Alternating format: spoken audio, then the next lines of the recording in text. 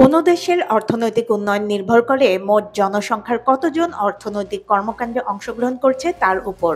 আর বাংলাদেশের বিপুল জনসংখ্যার অর্ধেকই নারী। সুতরাং বাংলাদেশের অর্থনৈতিক উন্নয়নেরও পূর্বশর্ত হচ্ছে কর্মক্ষেত্রে নারী পুরুষের সমান অংশগ্রহণ নিশ্চিত করা। সেক্ষেত্রে দেশের লিঙ্গ বৈষম্য দূর করতে বিশেষ ভূমিকা রাখছে এজেন্ট ব্যাংক।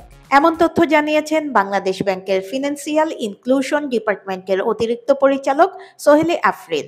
বিশ্ব সাহিত্য কেন্দ্রে দৈনিক সারা বাংলা ও সারা বাংলা .net আয়োজিত এসডিজি অর্জনে গ্রামীণ ও প্রত্যন্ত এলাকার অন্তর্ভুক্তিতে এজেন্ট ব্যাংকিং এর ভূমিকা ও অন্তরায় শীর্ষক গোলটেবিল বৈঠকে এমন তথ্য জানান তিনি। বাংলাদেশ ব্যাংক রিপোর্টেই দেখা যায়, আমরা যে রিপোর্টটা করি ত্রৈমাসিক ভিত্তিতে, আমরা সেখানে উত্তরোত্তর উন্নতিই দেখি। সবচেয়ে আমি সিগনিফিক্যান্ট উন্নতি বলবো, যেটা এসডিজির সাথে সামঞ্জস্যপূর্ণ, সেটা হচ্ছে যে আমাদের লিঙ্গ বৈষম্য দূরীকরণ।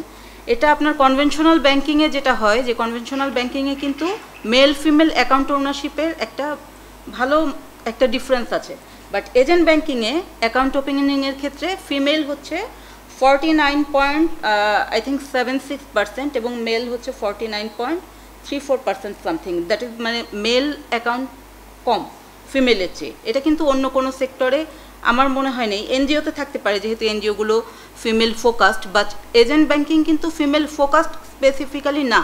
তারপরেও মানে এটা হচ্ছে ওভারঅল সব জেনারেল ব্যাংকিং সার্ভিস, তারপরেও কিন্তু ফিমেলরা এজেন্ট ব্যাংকিং অ্যাকাউন্ট খুলতে আগ্রহী হচ্ছে বেশি। শুধু শহরেই নয়, দিনে দিনে গ্রামেও অনেক বেশি জনপ্রিয়তা পেয়েছে ব্যাংকিং সেবা।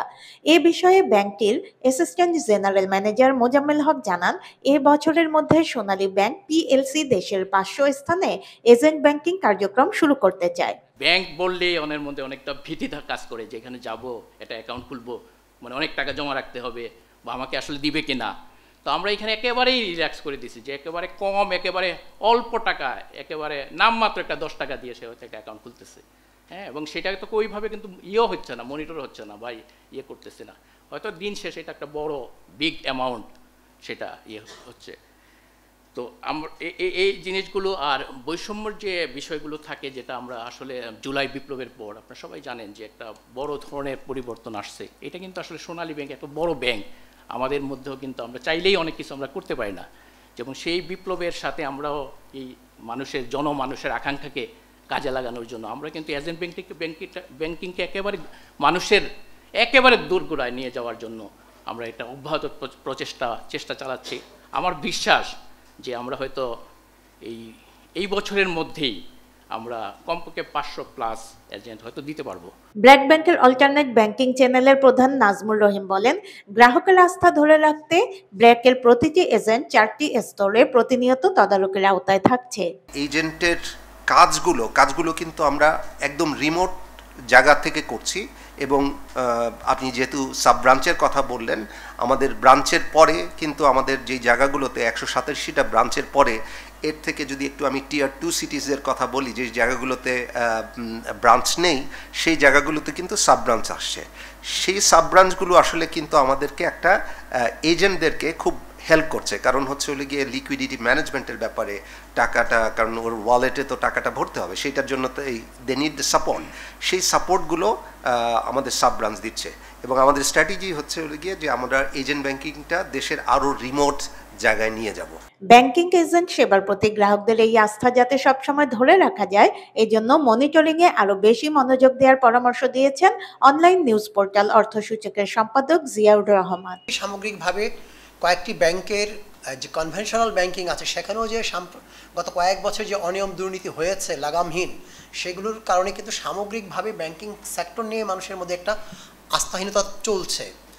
এটা অস্বীকার করার কোনো উপায় নেই। যদিও কেন্দ্রীয় ব্যাংক সে আস্থাহীনতা দূর করার জন্যে নানাভাবে চেষ্টা করছে, ইভেন খারাপ বা দুর্বল ব্যাংকগুলোকে আর্থিক সহায়তা দিয়ে, নোট ছাপিয়ে সহায়তা দিয়ে, যেন কোনোভাবেই গ্রাহকের আস্থাটা নষ্ট না হয়, এবং সেগুলো ওই ব্যাংকগুলোতে প্রশাসক বসিয়ে কিংবা বাংলাদেশ ব্যাংকের অবজারভার বসিয়ে নানাভাবে হয়তো চেষ্টা করছে, কিন্তু তারপরেও এটা বাস্তবতা যে এখনও সেটা রিস্টোর হয়নি।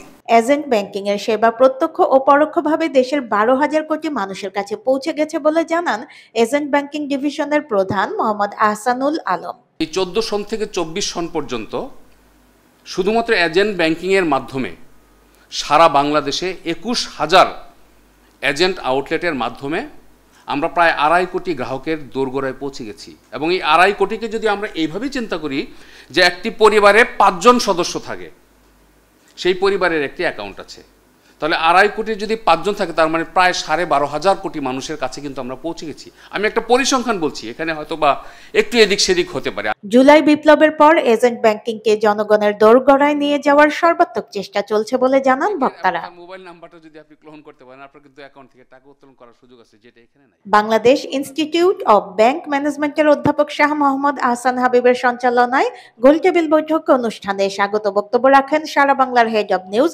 SM গোলাম সামদানি ভুইয়া।